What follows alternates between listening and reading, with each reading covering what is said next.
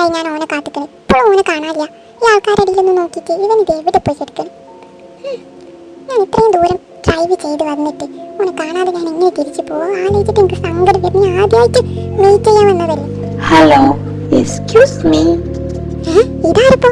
Baby, എന്നെ മനസ്സിലായില്ലേ? ഇല്ല, ഇതേതാ? എനിക്കറിയില്ല.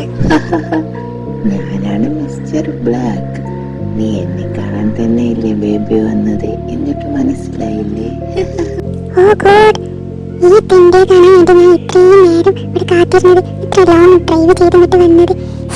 ഈ തിന്റെ എന്തിന്റെ കോലം. അയ്യേ. ഓ, അപ്പൊ ഇൻസ്റ്റഗ്രാമിൽ മിസ്റ്റർ ബ്ലാക്ക് എന്ന പേരിട്ട് ഒരു ഫേക്ക് ഐഡി ഉണ്ടാക്കി അതിലൂടെ പെൺകുട്ടികൾക്ക് മെസ്സേജ് അയച്ച് പറ്റിക്കലാണല്ലോ എന്റെ പരിപാടി. ഇപ്പൊ മനസ്സിലായി. എനിക്ക് കാണിച്ചു തരാം. ഇനി നീ വേറൊരാൾ പറ്റിക്കുന്നത് എനിക്കൊന്ന് കാണാൻ. ഇവിടെ വരക്കള്ള പന്നി. ഇനി നീ ഇങ്ങനത്തെ തെമ്മാടിത്തരം ചെയ്യുമ്പോൾ ഇത് ഓർമ്മ ഉണ്ടായിരിക്കട്ടെ. അയ്യോ നാട്ടുകാരെ, രക്ഷിക്കണേ, ഇവൾക്ക് ഭ്രാന്താണ്, ഓടിക്കൂ അമ്മേ. ഭ്രാന്ത് അനക്കെന്നെ കള്ള ഫേക്കോളി മോനെ. അവൻ്റെ ഒരു മിസ്റ്റർ ബ്ലാക്ക്. എന്നാലും അവൻ എന്നെ പറ്റിച്ചല്ലോ ആലോചിക്കുമ്പോഴാണ് സങ്കടം. സാരമില്ല, എൻ്റെ ഭാഗത്തും തെറ്റുണ്ട്. ഞാനും കുറച്ചും കൂടി ശ്രദ്ധിക്കേണ്ടതായിരുന്നു. വരുന്ന മെസ്സേജിനൊക്കെ റിപ്ലൈ കൊടുക്കുന്നത് തെറ്റാണ്. ഇപ്പോൾ നിങ്ങൾക്ക് മനസ്സിലായില്ല കൂട്ടുകാരെ. ഇതുപോലെയുള്ളവർ സോഷ്യൽ മീഡിയകളിൽ ഒരുപാടുണ്ട്. അവരുടെ ചതിക്കുഴികളിൽ വീഴാതെ സൂക്ഷിക്കണേ.